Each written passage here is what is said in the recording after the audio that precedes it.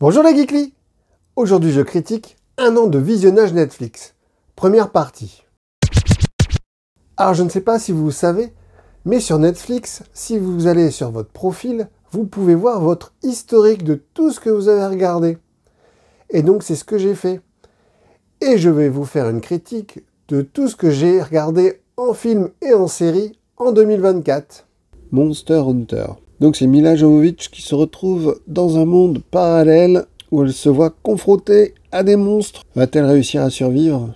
Alors je m'attendais à une grosse daube et en fait, c'était un bon film. Hein. Bon, ça reste de la série B, mais vraiment bien fait. Je me suis pas du tout ennuyé une seconde. L'histoire est sympa, des effets spéciaux assez bons. L'actrice Milla Jovovich, elle est très crédible. Non, j'ai vraiment passé un bon moment avec ce film. Le Cercle des Neiges. Alors, tiré d'une histoire vraie où des rugbyman se retrouvent écrasés en hiver en plein milieu des montagnes, le film, c'est un remake des Survivants que j'avais vu à l'époque. Et j'ai beaucoup aimé ce film, même si l'histoire est quand même très très dure. Une histoire vraie, donc, c'est vraiment arrivé. Et l'histoire est quand même très poignante. The Cursed. Un petit film d'horreur qui se passe au 19e siècle, où il y a des cadavres, des monstres. Bon, un bon petit film d'horreur sympathique pour un soir. The Abandoned. Donc c'est un film policier vraiment sympa, j'ai bien aimé. Donc c'est une enquête pour retrouver un serial killer. Vraiment bien fait, bien avec une fin surprenante. J'ai vraiment adoré ce film. Creep. Donc le pitch, c'est un caméraman qui accepte d'aller filmer un gars pour une bonne somme d'argent dans une petite maison, dans un village en montagne. Mais ce gars a l'air vraiment très bizarre. Donc avec une réalisation où c'est filmé à la première personne, pratiquement tout en plan séquence. J'ai beaucoup aimé ce film, beaucoup en tension. L'acteur est vraiment super bon. J'ai beaucoup aimé ce film. Il a une suite à voir aussi, Creep 2 sur Netflix. Exfiltré, donc film français avec une histoire assez surprenante, une histoire vraie en plus. Donc c'est une femme et son enfant qui prennent l'avion pour un voyage. Et en fait, le mari se rend compte qu'elle est partie en Syrie et donc il va essayer de tout faire pour la récupérer. Vraiment un bon film français avec pas mal de suspense. J'ai beaucoup aimé, à voir. Sylvain, qu'est-ce que tu fais là? Ça va pas? Mais t'es pas en Turquie? Bah non, pourquoi je serais en Turquie? Elle est où ma femme? L'effet veuf, donc l'histoire démarre avec un couple homo, mais l'un d'eux meurt d'un accident de voiture, donc je vous spoil rien, c'est le début du film. Et donc on se retrouve avec le personnage principal qui essaye de reconstruire sa vie, et il se rend compte que son compagnon n'était pas aussi parfait que ça. J'ai pas trop aimé ce film, j'ai trouvé que l'acteur principal était en fait très désagréable pendant tout le film. Et les révélations, on les devine assez vite. Donc finalement, passez votre chemin pour voir ce film. Telle mère, telle fille. Donc une comédie française, donc avec tout le casting d'acteurs français habituels, on va dire. Donc c'est une mère, comme le titre le dit, et une fille qui se retrouvent enceintes en même temps. Donc ce qui crée pas mal de quiproquos. Bon, ça se regarde, mais c'est pas non plus de la grosse comédie. Franchement, je vous le conseille pas vraiment. Ou alors, on pourrait même dépasser tout ça et faire se rencontrer tous les mondes. Vous voyez, faire quelque chose qui a jamais été fait. C'est-à-dire sortir des sentiers battus, des notes qui sont plutôt des notes de tête. En général, c'est ça qu'on utilise dans les désodorisants pour toilettes. Et moi, j'ai envie d'y ajouter des notes de cœur. Père et fille. Donc un film avec Ben Affleck, donc c'est une comédie romantique avec Liv Taylor. Écoutez, franchement sympathique, ça casse pas trois pattes à un canard, mais ça fait passer un bon moment, il y a des bonnes attentions dans ce film. C'est gentil, on va dire. 60 minutes. Donc là on est sur un film d'action où un joueur de MMA doit faire un match où des paris sont organisés avec des grosses sommes, sauf que lui il a une fille qu'il veut absolument voir pour son anniversaire, car sinon il a peur de perdre la garde, et donc finalement il va passer 60 minutes à essayer de la retrouver, poursuivi par tous les malfrats du quartier. Donc un film d'action allaitant, franchement j'ai bien aimé, ça s'arrête pas une seconde, très bon film, à voir. Fille, hé, tu fais quoi putain? Pourquoi c'est si dur? Eh ben, t'as un combat le jour de son anniversaire, mais t'y peux rien de toute façon. The Kitchen. Donc là, on est sur un film de science-fiction qui se passe en 2044. Et donc, le sujet du film, c'est que il faut lutter pour avoir un bel appartement, tout équipé. Sinon, on vit dans un bidonville. J'étais très déçu par ce film, qui est très lent, où il se passe pas grand-chose. L'histoire a beaucoup de mal à se mettre en place, et au final, la résolution, elle est toute pétée. Donc franchement, film à oublier très vite. Merci. The Greatest Night in Pop, ou comment ils ont créé la chanson We Are the World. Donc c'est un documentaire, donc principalement Lionel Richie qui est interviewé, et c'est vraiment une histoire incroyable. J'ai adoré ce documentaire, à voir absolument, et on y voit des images rares de Michael Jackson, donc ça c'est top, mais aussi de plein d'autres artistes. Donc franchement, je vous le conseille à fond. On était sur des praticables. Paul Simon était en bas. Il a regardé derrière lui et il a dit « Waouh, si une bombe tombe sur le bâtiment, John Denver va redevenir numéro 1. » Planète Terreur. Donc on est sur un film de Robert Rodriguez. Donc c'est un film de série B, un film nanar, mais avec du gros budget, puisque là en fait c'est fait exprès. Donc tout est tourné en version nanar pour le plaisir. Donc là c'est vrai qu'il faut aimer ce genre de film. C'est pas forcément moi ce qui m'intéresse le plus, mais je pense qu'il est quand même à voir, parce qu'il a quand même des choses pas mal. Il a quand même des trucs rigolos. Des situations gore, des situations marrantes. On peut voir plein d'acteurs avec des petits rôles comme Bruce Willis. C'est assez plaisant à regarder. Badland Hunter. On est encore sur un film de science-fiction post-apocalyptique où les gens cherchent à être dans un lieu sécurisé pour pouvoir y vivre. Et donc on suit une mère et son enfant aller rejoindre un site qui semble être sécurisé, mais on va vite se rendre compte qu'il se passe plein de choses bizarres. J'étais très déçu par ce film. Le rythme est lent et les rebondissements pas très intéressants. Donc passez votre chemin. Comment croyez-vous que j'ai fait pour arriver à survivre à ce tremblement de terre qui a tout détruit? Venom, Let There Be Carnage. Bon, pareil, un film de série B avec Tom Hardy. Donc la suite de Venom. Bon, pour tout vous cacher, je me suis endormi pendant le film. Donc c'était vraiment pas passionnant. Donc je vous le déconseille, ce film, vraiment pas terrible. Emily the Criminal. Donc je crois que c'est aussi tiré d'une histoire vraie, ce film. Donc c'est l'histoire d'une femme qui galère dans la vie et qui se retrouve à vendre des fausses cartes de crédit. Ah, j'ai bien aimé ce film qui est une comédie dramatique thriller où on voit toute son ascension dans cette entreprise. Pas mal de suspense, donc vraiment film à voir. Armageddon Time. Donc on suit l'histoire d'un garçon dans sa jeunesse. Donc le film est aussi avec Anna Thaoué et Anthony Hopkins. Ce film avait eu des très bonnes critiques à sa sortie, mais moi j'ai pas trouvé le film si bien que ça. On sait pas trop où on va dans l'histoire, il a quelques longueurs. Bon, après c'est bien réalisé, mais sans plus. Violent Night. Donc c'est une comédie d'action de Noël où le Père Noël il perd ses pouvoirs et se retrouve à combattre des tueurs. Bon, un film de série B d'action vraiment très sympathique. Il y a plein de moments drôles dans le film, donc à voir, c'est vraiment sympa. Cowboy Bebop. Donc je me suis refait quelques épisodes de Cowboy Bebop. J'adore ce manga, c'est mon manga préféré. Et franchement, il n'a pas mieux comme dessin animé, d'animation, d'action, futuriste, science-fiction. J'adore trop. Pour la vodka, j'ai ce qu'il faut, mais on est un peu à court de jus de tomate. À ta place, j'irai jeter un œil dans la réserve. L'art du mensonge. Donc on est sur l'histoire d'un escroc qui s'amuse à draguer des femmes pour leur prendre leur fortune. Donc c'est un thriller. Le film est pas trop mal, quelques longueurs. Après il a des rebondissements qui sont pas mal, donc à voir, même si je pense que le film aurait été mieux s'il avait été raccourci.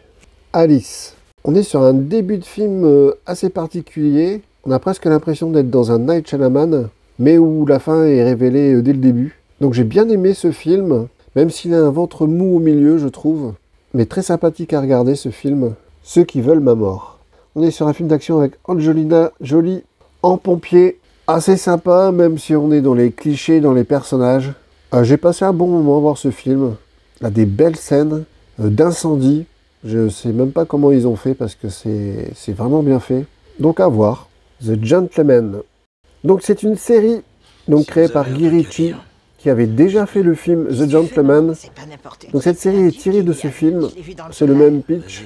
Donc c'est une famille de riches qui découvre lors du décès du père qu'en fait il y avait toute une usine cachée dans leur jardin de drogue et donc ils se voient confrontés avec la mafia. Superbe série, j'ai adoré. Vraiment chaque épisode est trop bien, plein de situations incroyables. J'ai vraiment trop kiffé cette série, à voir absolument. Je ne plus de ma propriété. Parce que vous cultivez du cannabis? Qu'est-ce qui vous donne cette impression? Ah, je sais rien. C'est peut-être tous vos générateurs. Super Sex. Donc une autre série, cette fois-ci, tirée de faits réels, puisque c'est la vie, c'est le biopic de Rocco Siffredi, donc l'acteur le plus connu dans le porno. J'ai juste regardé les 2 premiers épisodes. C'est pas super bien filmé. Bon, c'est assez intéressant comme histoire, mais au bout de 2 épisodes, on a déjà toute sa jeunesse. Et donc je suis pas allé plus loin. C'est pas non plus un sujet qui m'intéresse de ouf, même si ces 2 premiers épisodes étaient quand même intéressants. Je sais pas si je vais continuer en 2025 à regarder cette série. Copenhagen Cowboy. Donc c'est à nouveau une série de Nicolas Winding Refn, donc qui est aussi réalisateur de films. Et j'ai adoré cette série. Alors par contre, elle est quand même assez spéciale. C'est une ambiance très bizarre. Je peux même pas vous raconter l'histoire, tellement c'est tiré par les cheveux. On est dans un monde qui n'existe pas, on va dire. C'est une série très lente, mais la musique est superbe. Les acteurs sont trop bons. Et j'ai vraiment trop kiffé cette série. Mais je peux comprendre que vous ne pouvez ne pas aimer. Donc regardez le premier épisode et vous voyez si ça vous plaît ou pas. Mais franchement, moi, j'ai trop kiffé. Erreur de la banque en votre faveur. Donc une petite comédie française avec Gérard Lanvin et Jean-Pierre Daroussin. Bon, c'est une petite comédie sympa à regarder un dimanche soir. Mais après, c'est pas non plus la comédie de l'année. L'intervention, la naissance du GIGN. On est sur un film français d'action et franchement, vachement bien. C'est aussi tiré d'une histoire vraie. Et on a vraiment l'impression de voir un film américain tellement c'est bien réalisé. Et j'ai beaucoup aimé ce film. 10 jours du côté du bien. Donc là, c'est pareil, on est sur un film policier où les personnages sont pas mal développés. On voit plus la vie de l'acteur principal que l'enquête. Donc on est sur le trafic d'êtres humains. Donc le film est le premier d'une trilogie. Mais je n'ai pas trouvé ça très passionnant. Donc je n'ai pas regardé les suites.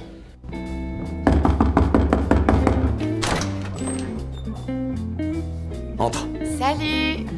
Dr House. Donc là on est sur une série qui je pense vous connaissez tous. Mais j'avais jamais vu la première saison. J'ai regardé la série à la télévision mais on était déjà à la fin de la saison 1. Donc là ça m'a permis de revoir le début de cette superbe série culte. Bien sûr, à voir absolument, c'est vraiment trop bien. Ça n'a pas pris une ride. Et j'adore ce personnage du Dr House. Black and Blue.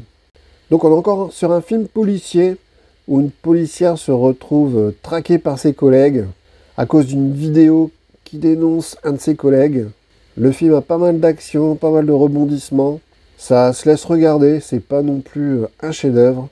Pareil, un petit film à voir un dimanche soir. Le salaire de la peur. Donc là on est sur le remake français du film du même nom. Donc avec Franck Gastambide et Alban Lenoir. Ils ont voulu mettre plus d'action. Ils sont un peu éloignés du film d'origine. Mais en fait, c'est moins bien. Moi j'ai adoré Le salaire de la peur, le film d'origine avec Yves Montand. Donc bien sûr un film culte d'Henri-Georges Clouzot. Qui est d'ailleurs sur Netflix. Donc je vous conseille plutôt de voir cette version plutôt que la version 2024. Le problème, c'est qu'on n'a qu'un chauffeur. Mégane. On est sur l'histoire d'une poupée robot, mais qui ressemble vraiment à une petite fille. Mais bien sûr, ce jouet va développer un caractère qui va la pousser à faire des bêtises. Ah, j'ai bien aimé ce film d'horreur. On croit vraiment aux robots. C'est vraiment, les effets spéciaux sont vraiment bien faits. Un bon film à voir. Equalizer. Donc c'est un des films cultes de Denzel Washington. Donc pareil, on est sur un policier. Alors je m'attendais vraiment à un film bien meilleur que ça. C'est bien, mais c'est pas non plus un chef-d'œuvre. Donc ça se laisse regarder, mais sans plus pour moi. Je regarderai peut-être le 2 en 2025.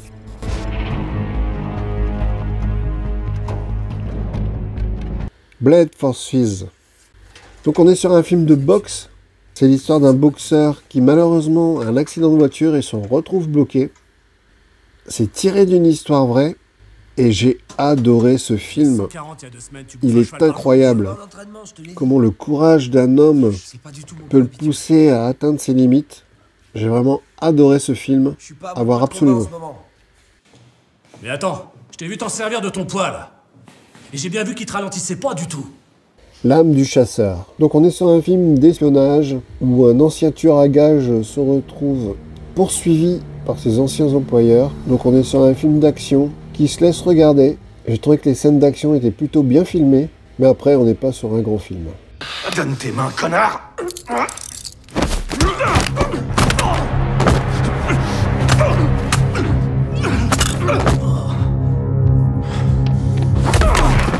Ripley. Alors nous sommes sur une série dont l'histoire est tirée du livre du même nom du talentueux Monsieur Ripley. Il a déjà eu 2 films sur ce sujet, donc celui avec Alain Delon et celui avec Matt Damon. Et j'ai adoré cette série. Elle est incroyable. Bon, elle est en noir et blanc. C'est que des plans fixes. La caméra ne bouge jamais. Mais c'est vraiment de superbes images, limite de la photo. Et le personnage principal est vraiment incroyable. On est vraiment happé par cette série. Une des meilleures séries que j'ai vues cette année. Reposer en paix. Donc là, on est sur un thriller, drame, où un homme qui emprunte de l'argent suite à un événement ne peut pas rembourser. Et du coup, il se fait passer pour mort et fuit son pays et sa famille. Et il ne revient que quelques années plus tard. Et donc, on va voir ce qui s'est passé entre deux. Un film assez surprenant par l'originalité de son histoire. On ne s'attend pas du tout à ce qui va se passer. Bon, il a quand même quelques longueurs, mais le film est quand même à voir.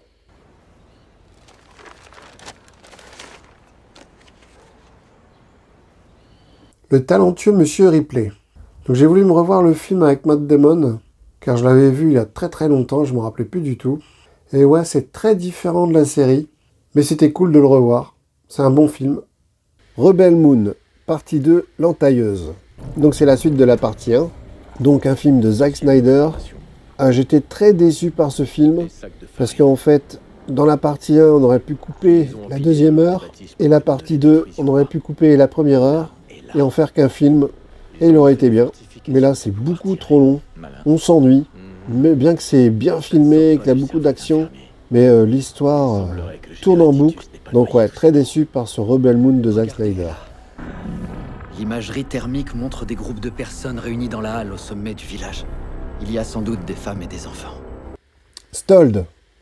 Donc on est sur un thriller qui se passe en Suède, où des biches et des cerfs se font tuer. Une jeune femme essaye de survivre car elle vit de ses élevages. Un petit film sympa avec un petit peu d'action, de suspense. À voir.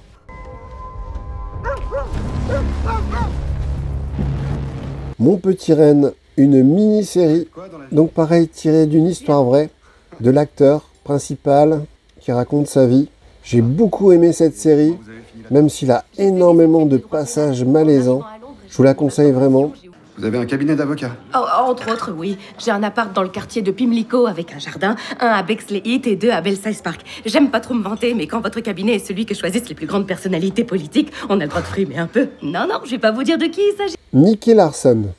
Donc une nouvelle version live du personnage culte de Nicky Larson.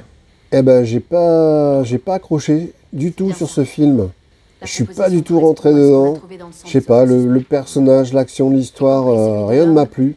Donc, je vous le conseille pas. Bien que la critique souvent préfère ce film à celui de Philippe Lachaud, moi j'ai préféré celui de Philippe Lachaud.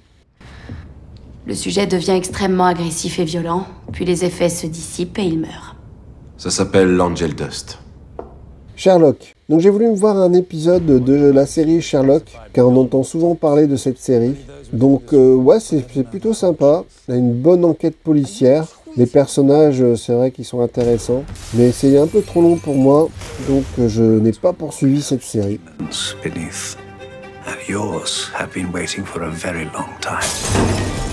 Rick et Morty. Une autre série animée que je voulais voir au moins un épisode, car c'est pareil. On parle souvent de cette série, qui est devenue culte maintenant. Donc effectivement, c'est sympa, mais pas assez pour que je regarde le reste de la série. Knock at the Cabin, donc un film de Night Shyamalan, donc le créateur du Sixième Sens, d'Incassable. Alors j'ai beaucoup aimé ce film, donc pareil, à twist, donc très psychologique. J'ai trouvé les personnages vraiment très intéressants. Le sujet vraiment inédit. On ne sait pas du tout ce que va arriver au personnage. Et vraiment, j'ai adoré ce film. Scoop, donc un film avec Gillian Anderson. Donc on est sur un peu le milieu politique, entre les paparazzi et les journalistes. Film à suspense avec des rebondissements. J'ai trouvé le film un peu long pour son sujet. J'aurais préféré qu'il soit un peu plus court, mais qu'on aille plus vite dans les événements. Mais il est à voir quand même. Jeffrey Epstein, Ghislaine Maxwell et Harvey Weinstein assistent à une soirée victorienne pour les 18 ans de Béatrice. Epstein a une veste blanche à boutons dorés et des médailles sur la poitrine. Sa propriété en Floride vient d'être perquisitionnée. Désolé, ça fait beaucoup d'infos à la fois. Voilà, j'espère que je vous ai donné envie de regarder quelques films et séries. Salut les Weekly, et à bientôt dans un autre univers.